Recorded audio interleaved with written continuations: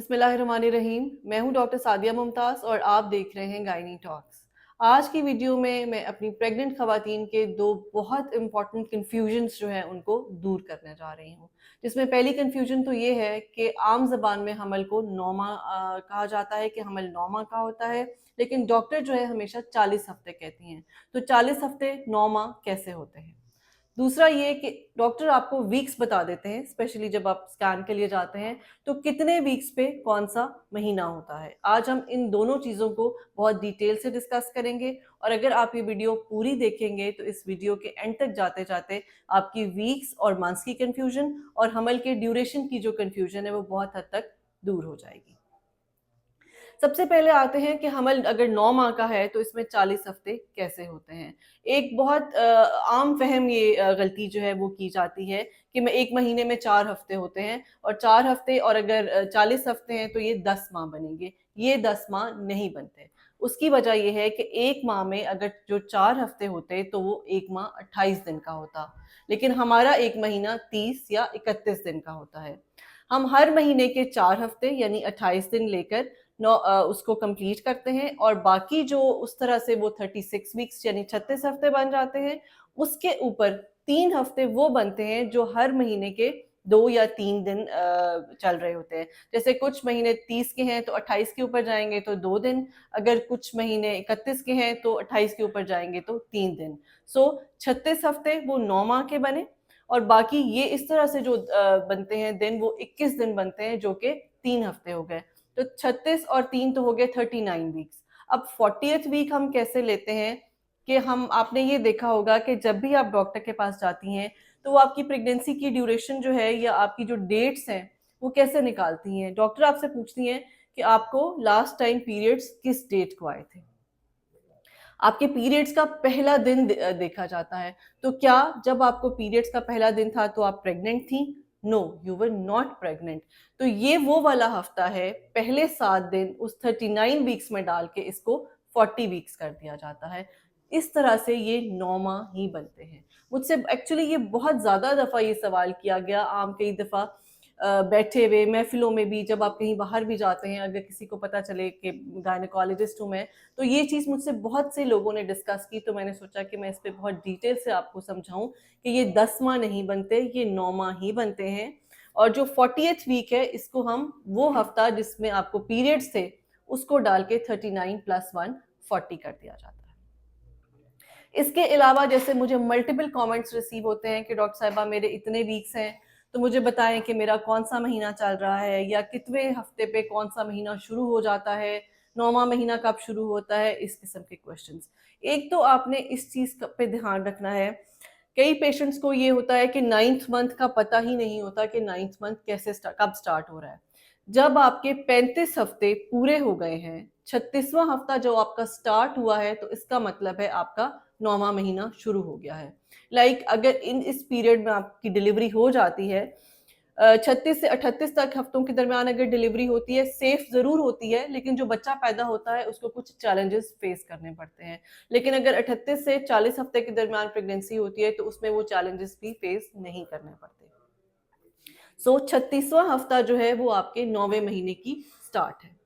अब मैं आपको एक ऐसा चार्ट देने वाली हूँ जिसको अगर आप नोट डाउन कर लेंगे, जिसको अगर आप गौर से सुन लेंगे, तो आप और इस वक़्त आप जो आपके जो वीक्स चल रहे हैं, तो आपको ये पता चलेगा कि आपका कौन-सा महीना चल रहा है।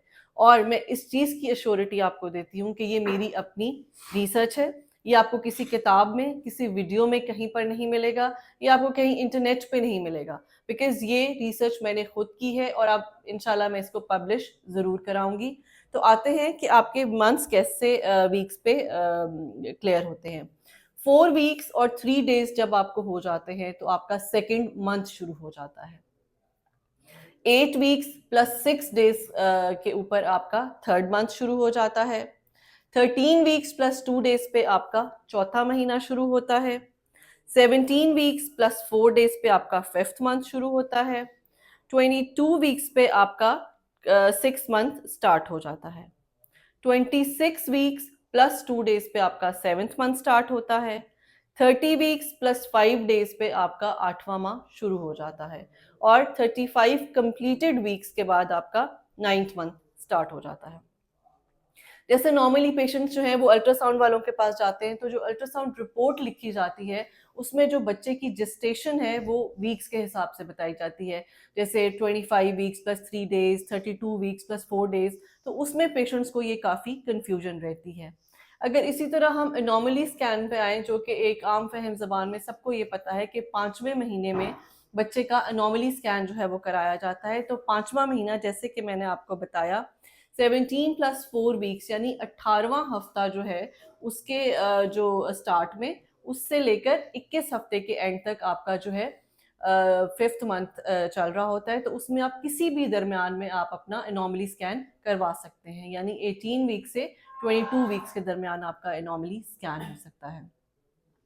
डॉपलर स्कैन जो है आइडियली हम 37 वीक्स, मंथ तो 9th ही होता है, लेकिन उसके जो वीक्स हैं उसमें 37 से 38 वीक्स पर एक आइडियल डॉपलर जो है वो ज़रूर करा लिया जाता है, ये देखने के लिए कि आया बच्चे को थ्रू आउट कोई प्रॉब्लम तो नहीं हो रही, या आगे फर्दर हमने जो अपना मोड ऑफ डिलीवरी जो उसका डिसाइड करना है उसको हम किस तरह से उन वीक्स के में जो हमने डॉपलर स्कैन कराया होता है उसके हिसाब से उसको डिसाइड करते हैं। यही वीक्स अगर जब हम अपने एग्जामिनेशन पे करते हैं, जैसे आपने देखा होगा कि जब एक पेशेंट डॉक्टर के पास आती हैं, एक प्रेग्नेंट पेशेंट, तो हम जब उसको एग्जामिन करते हैं तो हम अपने हाथ के इस बॉर्डर से पेशेंट के जो एब्डोमेन है उसको असेस करते हैं। अम्बलाइकस पे यानी कि जो बेली बटन जिसको आप नाफ कहते हैं, उस पॉइंट तक जब ग्रोथ होती है तो वो 22 हफ्ते होता है, यानी कि 5वां महीना कंप्लीट होता है अगर आपके बच्चे की ग्रोथ आपकी नाफ तक है। उससे अगर ऊपर नीचे है तो ऑब्वियसली कुछ ग्रोथ का डिफरेंस जो है वो पाया जाता है। उसके अलावा जैसे जैसे 22 हफ्ते से ऊपर हम ग्रोथ चेक करते हैं, हमारी एक उंगली 2 हफ्ते को डिनोट करती है, यानी 22 के बाद अगर एक उंगली ग्रोथ है तो 24 हफ्ते होंगे, 2 उंगलियां ग्रोथ है तो 26 हफ्ते होंगे। तो जितनी फिंगर्स हमारी एब्डोमेन के ऊपर अम्बलाइकस से आगे जाती हैं उतने मल्टीप्लाई बाय 2, और बिल्कुल आपके जो जहां पर एब्डोमेन खत्म हो जाता है वहां पर जाके आपके 36 टू 40 वीक्स आपकी फिंगर्स की जो मेजरमेंट है उससे बन जाते हैं। जो दूसरा एक तरीका है वो हम इंच टेप से करते हैं। इंच टेप में आपकी जो प्यूबिस है वहां से वहां से जो है वो मेजरमेंट स्टार्ट की जाती है। पूरी की पूरी टेप जो है उसको प्यूबिस से लेकर जहां तक आपके बच्चे की ग्रोथ है वहां तक लेकर जाया जाता है, उस पर निशान लगाया जाता है। तो जितने सेंटीमीटर्स की वो ग्रोथ होती है आपके एब्डोमेन की, उतने जो है आपकी जो बच्चा है उसके वीक्स यानी आपकी प्रेगनेंसी के वीक्स हैं।